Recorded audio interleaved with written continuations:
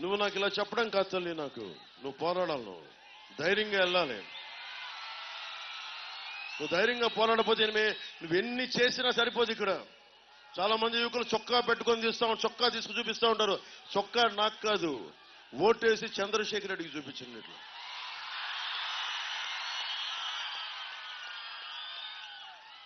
నేను మీకు ఒకటే మాటిస్తున్నా, కూటమి ప్రభుత్వం రాగానే కాకినాడ మళ్ళీ పాత విధానంలో లా అండ్ ఆర్డర్ చాలా బాగుంటుంది.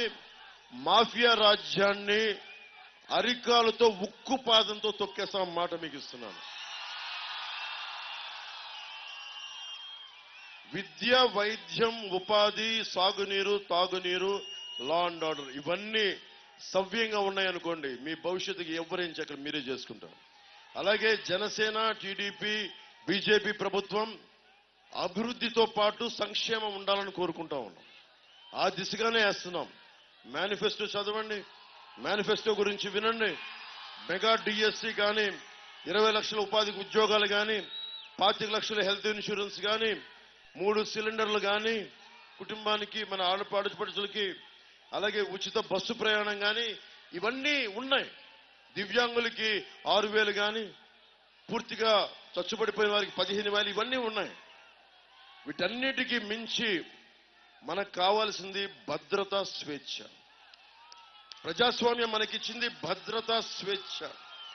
ఆ స్వేచ్ఛని మీరు పోగొట్టుకోకండి. రౌడీలు రాజ్యాలు ఏలుతున్నారంటే తప్పు మనది. మనం విడిపోతున్నాం, వర్గాలు గానో, పార్టీలు గానో, కులాలు గానో విడిపోతున్నాం. నేను మనుషుల్ని ఏకం చేయడానికి వచ్చాను, విడగొట్టడానికి రాను. సో మీ అందరికీ ఈ సమయాన ఒకటే కోరుకుంటున్నా, భవిష్యత్తు మొత్తం ఆంధ్రప్రదేశ్ ప్రజానీకానికి కాకినాడ నుంచి అందరినీ ఉద్దేశించి మాట్లాడుతున్నాను.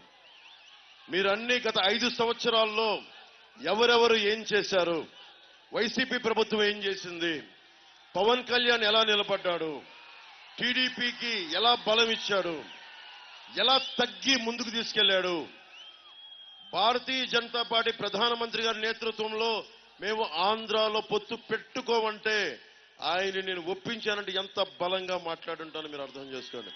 దేనికి మాట్లాడాను? పవన్ కళ్యాణ్ ఎంపీ, ఎమ్మెల్యే కాకపోతే ఏమవ్వదు. పవన్ కళ్యాణ్ చేసి కూడా సినిమాలు ఉన్నాయి. అవసరమైతే బయటకు వచ్చి రోడ్ల మీద కొట్లాడతాడు.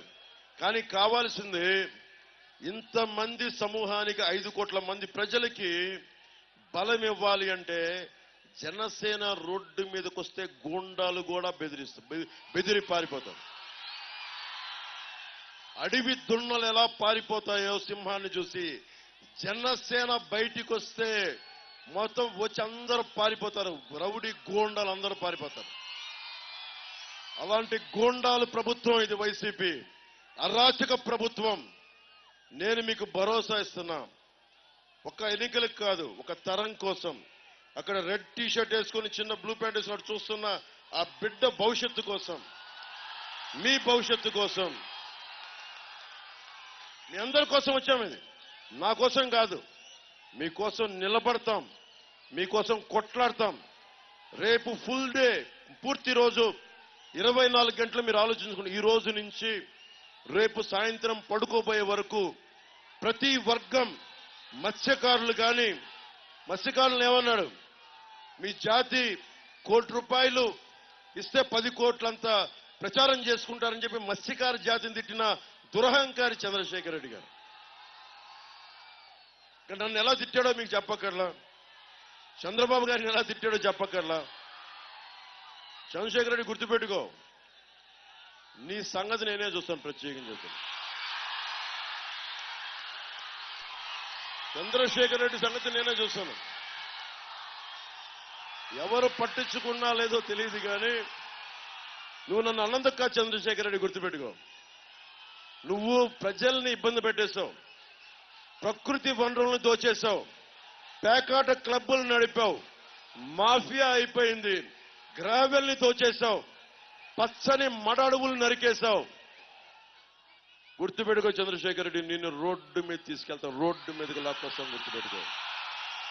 నువ్వు నీ రౌడీజం, చెప్పు మీ బాస్ జగన్ చెప్పు, పవన్ కళ్యాణ్ చెప్పాడని చెప్పు. తాట తీసి కింద కూర్చోబెడతాం. ఇప్పుడు వెళ్ళి అతను పిఠాపురంలో చేస్తున్నాడు నా మీద, వెళ్ళి ఉప్పాడులో ఏం చేస్తాడు?